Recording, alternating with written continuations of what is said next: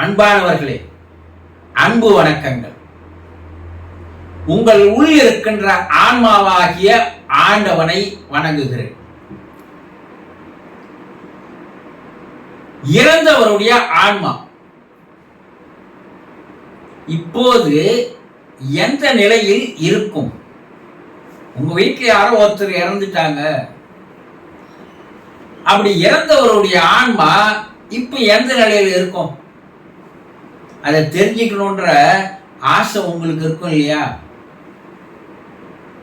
சரி, முதல்ல ஆன்மான்னா என்ன, அதை நீங்க தெரிஞ்சிருக்கிறீங்களா?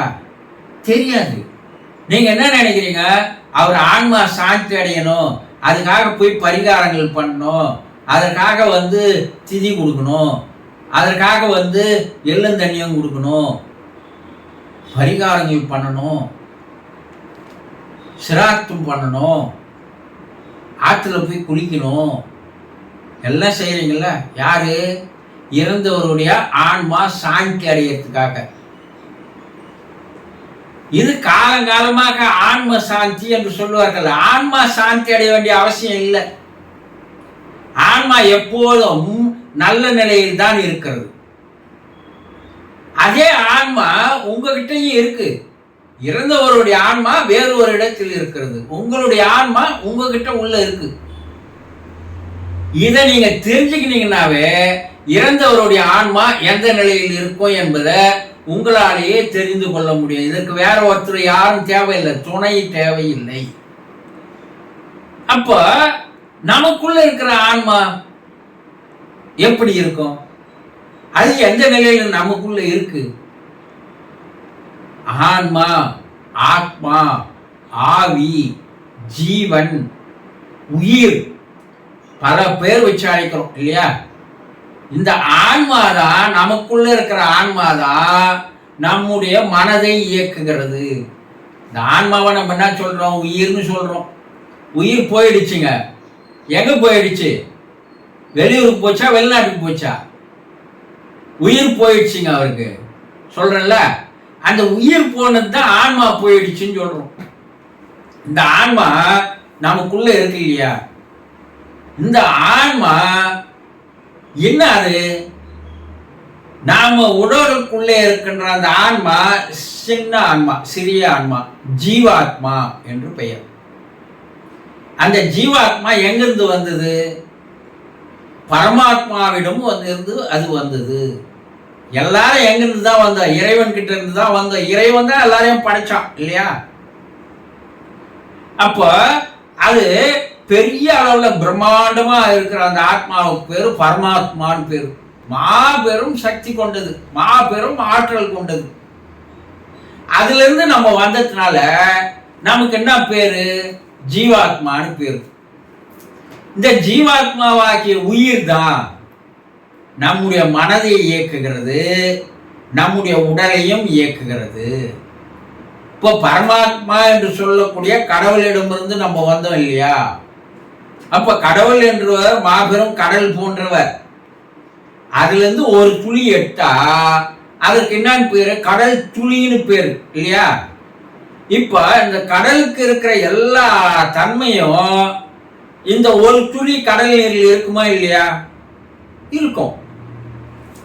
அப்போ ஒரு பானை சோத்துக்கு ஒரு சோறு பதம் சொல்றாங்கல்ல கிராமத்துல.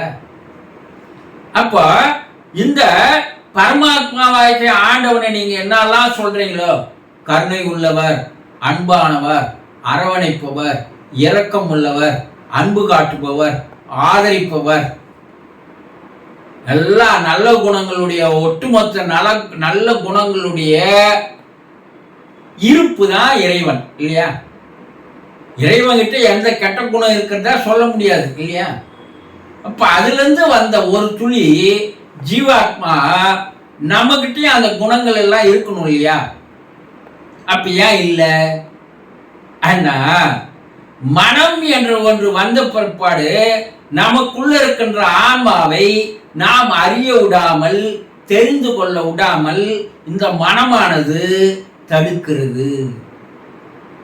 உங்களுக்குள்ளேதான் இறைவன் இருக்கிறான், உங்களுக்குள்ளேதான் கடவுள் இருக்கிறான், உங்களுக்குள்ளேயே தான் ஆண்டவன் இருக்கிறான். ஆனா அதை அறிந்து கொள்ளவோ தெரிந்து கொள்ளவோ விடாமல் தடுப்பது யாருன்னா மனம் என்ற ஒன்று. இந்த ஆன்மா மனதை இயக்குகிறது, மனம் உடலை இயக்குகிறது. இப்ப இவை இரண்டும், இந்த மனமும் ஆன்மாவும் உடலை விட்டு வெளியேறி விடுவதை தான் நம்ம இறப்பு, மரணம், சாவுன்னு பல பேர் வச்சு அழைக்கிறோம். இந்த உடம்பு எனக்கு இனி வேணாம், எனக்கு வேற உடம்பு வேணும் அப்படின்னு எது நினைக்குது? ஆன்மா நினைக்கல, மனம் நினைக்கிறது. மனம் எந்த அளவுக்கு கலங்கப்பட்டு போகிறதோ ஆன்மா வேறு வழி இல்லாமல் அந்த மனத்தோடவே இருக்கின்ற சூழ்நிலை ஏற்படுகிறது. இப்ப மேல போயிருக்கிறது எது? மனமும் ஆன்மாவும் போயிருக்குது. இறந்தவருடைய மனமும் இருக்குது, இறந்தவருடைய ஆன்மாவும் இருக்குது. அது ஒரு நாணயத்தினுடைய இரு பக்கங்கள் போல அது இருக்கு. இப்ப ஆன்ம சாந்தி அடையணும்னு சொல்றீங்க இல்லையா? ஆன்ம சாந்தி அடைய தேவையில்லை, அந்த மனம் சாந்தி அடைய வேண்டும், அந்த மனம் அமைதி அடைய வேண்டும். அதற்குண்டான பரிகாரங்களை, சடங்குகளை நாம் செய்கிறோம். அதை நம்ம புரிஞ்சிக்காத என்ன சொல்றோம்? ஆன்மா சாந்தி அடையல, அது அலைஞ்சின்னு இருக்குது, தெரிஞ்சுக்கின்னு இருக்குது, அதனாலதான் பல பிரச்சனைகள் வருது சொல்றோம் இல்லையா? மனமானது நாம் வாழ்ந்த வாழ்க்கையில் நாம் மேல் வைத்த பாசத்தால், அன்பால் அந்த பிரிவை தாங்க முடியாமல் அந்த மனம்தான் கலங்குகிறது, அழுகிறது, துன்பப்படுகிறது, துயரப்படுகிறது, வேதனைப்படுகிறது ஒழிய ஆன்மா எந்த விதமான பாதிப்பும் இல்லை. இந்த ஆன்மா எங்க போய் சேரணும் அப்படின்னா அது இறைவன் கிட்ட போய் மறுபடியும் சேர்ந்துடணும். அப்ப இறைநிலையை அடையணும். அது அந்த கடல் துளி, ஒரு துளி நீரை நம்ம கடலுக்குள்ள போட்டா அந்த துளி என்பது கடலாக மாறிட்ட மாதிரி நாம எதோட, நம்முடைய ஆன்மா அந்த பரமாத்மாவோடு போய் சேர்ந்துட்டா அதுக்கு பேர் தான் மோட்சம், விடுதலை, வீடு பேரு எல்லாம் பேர் வச்சு நீங்க அழைக்கிறது. மோட்சம் அடைந்தார், சிவலோக பதவி அடைந்தார், சிவகதி அடைந்தார், இறைவன் அடி சேர்ந்தார், தெய்வத்துள் ஐக்கியமானார்.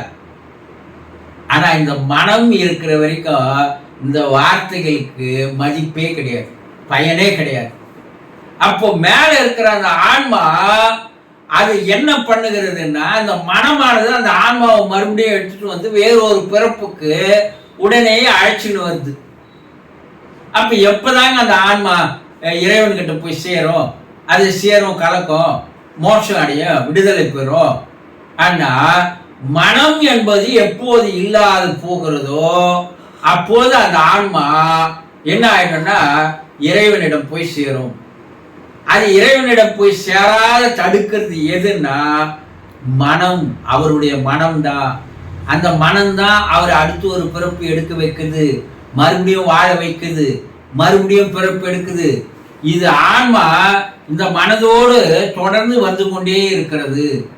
இப்ப இந்த ஆன்மா எப்போ விடுதலை ஆகும்னா மனம் எப்போது இல்லாது போகிறதோ அப்ப போய் சேர்ந்துடும். அப்ப ஆன்மாவை இப்போதைய நிலை என்னன்னா, உங்களுக்குள் இருக்கிற ஆன்மாவை நீங்கள் சரியாக தெரிந்து கொள்ளாண்டால் வாழும் பொழுது இப்ப மேலே இருப்பவருடைய ஆன்மா எந்த நிலையில் இருக்கும் என்பதை உங்களால் தெரிந்து கொள்ள முடியும், புரிந்து கொள்ள முடியும் என்பதை தெளிவாக நீங்கள் தெரிந்து கொள்ள வேண்டியது அவசியம்.